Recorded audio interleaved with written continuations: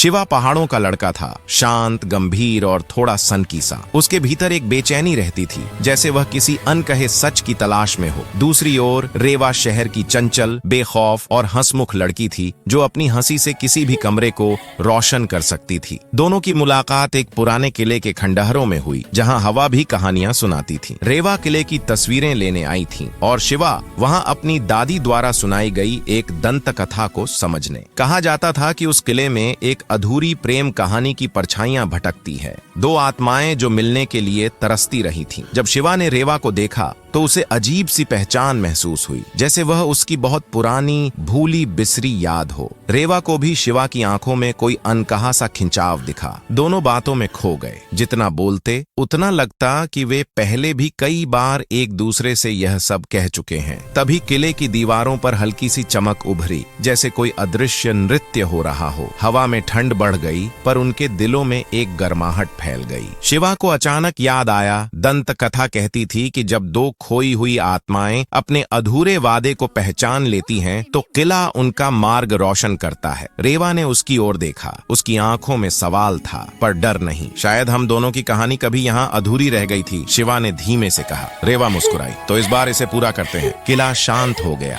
जैसे किसी इंतजार का अंत हो गया हो, और शिवा रेवा की कहानी जो सदियों से भटक रही थी, आखिरकार अपनी राह पा गई।